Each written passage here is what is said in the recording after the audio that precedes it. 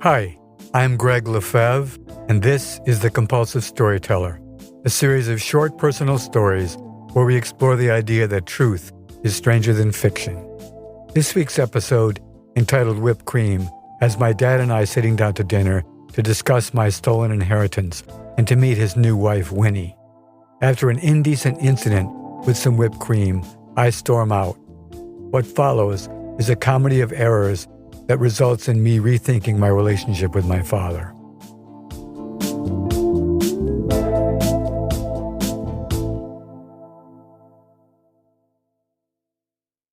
Whipped cream. It's early spring. I'm 32 years old. I've just parked my beat-up old Dodge van in the waterfront section of Boston, and I'm headed for the Chart House, a venerable old upscale restaurant housed in a colonial brick building. I've come here to meet my father and his new wife. They have flown all the way from Vero Beach, Florida, which he calls Zero Beach because nothing ever happens there. If my father has a saving grace, it's his sense of humor. He married Winnie not long after my mother's death, and I was so outraged that I skipped the wedding in protest. This will be the first time I've seen him since then. As I enter the restaurant, all mahogany, polished brass, and framed antique seat charts, I can't help but think of all the reasons I shouldn't be here. I really hate my father. He's done so many unforgivable things, like telling me at age 16 that he'd had a mistress for a decade, or forgetting to tell me at age 18 that my best friend Larry had been killed in Vietnam because he thought it might have a negative impact on my grades, or telling me countless times that I'd never make a living as an artist. But the biggest sin of all is recent. He cut me out of my half of the proceeds from the sale of my family's home that my mother left to me. I'm here to rectify this tonight. I have to keep reminding myself. Lost in thought, I've come to a stop in the middle of the restaurant, my mind ticking off the reasons why I shouldn't be here. When a waiter asks, "Is everything okay, sir?" I snap out of it and see my father at a table in the back of the restaurant, discreetly waving. No Winnie in sight. Surely a good omen for my mission to secure my inheritance. Walking to the table, again my brain starts whizzing. I tell myself to keep it together, eyes on the prize. Down deep, though, I know I'm on a fool's mission. After I make my pitch, he'll give me the usual, "I'll think about it," which always means no. He extends his hand across the table. We both shake firmly. Our table is square, with crisp white tablecloth and artfully folded napkins. I sit opposite him, noticing that he's pulled a chair from the side next to himself. "So where's Winnie?" I ask. "She'll be coming. She's waiting in our room at the hotel next door." This is way before cell phones, so they must have prearranged the time for her to make her entrance. "You know, she's a little nervous to meet you." Then he can't resist saying, "After all, you did boycott the wedding." At which point I lose it. "Really, Dad? Really? You marry a woman you've hardly known for 5 minutes after Mom's death because you can't take care of yourself? You're lonely, so you marry the first woman you meet?" My voice is dripping with contempt. I think, "Greg, get a hold of yourself, man. This is totally counterproductive." "Winnie is amazing," he says. "You'll see. Yeah, probably half your age." "No, she's not. Winnie is 5 years younger than me." This is the first surprise of the evening. Everything about his move to Florida was so cliched. Surely he'd married some southern cutie. And she's head waitress at Wolfie's Delicatessen in Miami. There's no situation she can't handle. You'll definitely like her.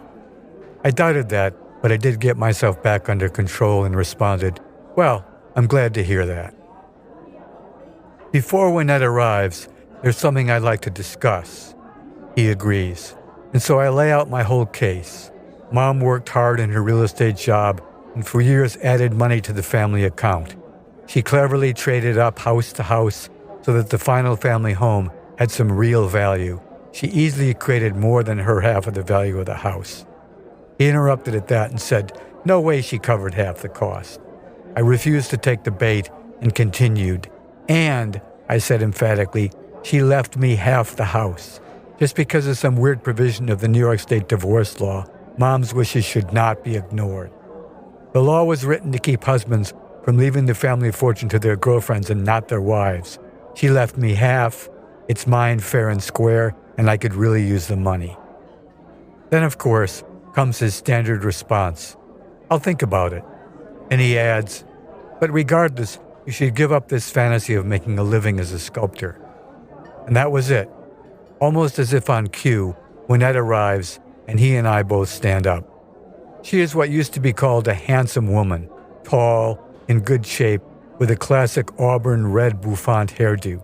She comes over to me, and while I stick out my hand, she ignores it and warmly embraces me, saying in a good-natured tone, "So Greg, we finally get to meet." She then goes around and sits next to my father, but I noticed that she didn't kiss him. I was too uptight to understand, but I think she just didn't want to rub my nose in their intimate relationship, at least not yet. After we order, she starts with a series of predictable questions. So how's the art going? I respond, it's a struggle. Well, you're so talented, I'm sure you'll succeed. The questions continue. I hear you've built a new studio. I answer yes. She continues, are you seeing anyone? After my next answer, she continues, so do you have any travel plans for the near future? Actually, I do, I respond. 2 weeks of kayaking in the Allagash Wilderness area in northern Maine. The food is excellent. We share a nice bottle of Chardonnay that is way above my price limit. Then comes dessert. My father and I each go for the creme brulee. Winnie has a slice of apple pie with whipped cream on top. As she cuts with her fork, a dollop of whipped cream ends up on the back of her hand, at which point my father takes her hand, raises it to his lips, and uses his extended tongue to lick away the whipped cream from between her fingers. My response is a surprise, total, immediate, and visceral. I feel like retching with disgust. All my attempts at reserve and control disappear. I jump up, pull out my wallet, and throw down 4 20s on the table, which is both an overpayment and all the money I have. Then I flee the restaurant. I'm so blown away by my own reaction that I have no memory of driving back to my studio. None. After that night, there are many calls from my father for many days, which all go unanswered. I successfully keep him banished from my mind, and before long, I'm in the Allagash, the prow of my sea kayak knifing through the waters of Eagle Lake.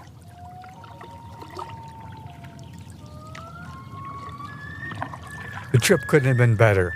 Coyotes, golden eagles, timber wolves, bull moose, Canada geese. I experienced the whole gamut of the wilderness, and I don't think of my father a single time.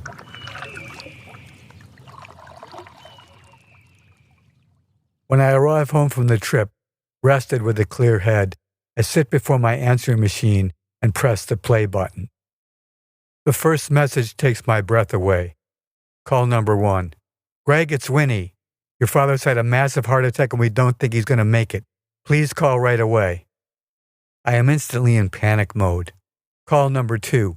Greg, your father's still in intensive care after the operation, and he's hanging on by a thread. Michelle is flying in later today. We could arrange for you to speak to him one last time, but you'll have to call back right away. My breath quivers, and now tears start to flow. Call number 3. Greg, whatever your differences you've had with your father, you should put them aside and call me. He's in critical condition, for Christ's sake. My heart is beating out of my chest. Call number 4. Greg, I'm relieved to tell you your father has stabilized, but why won't you call us back? My breathing levels off, and my heartbeat starts to decline. Call number 5. This is your father. Really? I have a major heart attack, I'm at death's door, and you can't even bother to call? I can tell by his tone that he's actually laughing under his breath. I smile too. It is at this moment of good humor that I realize, in spite of everything, I do love my father deeply, and I don't want him to die.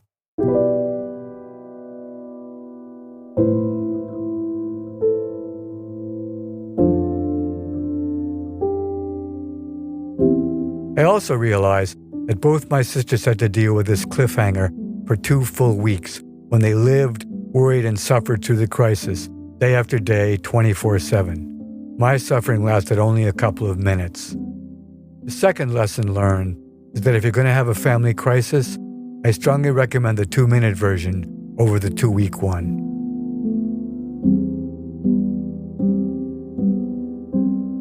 In the end, I never got my half of the house. As a consolation, my father bought one of my sculptures, and I decided I'd go with that.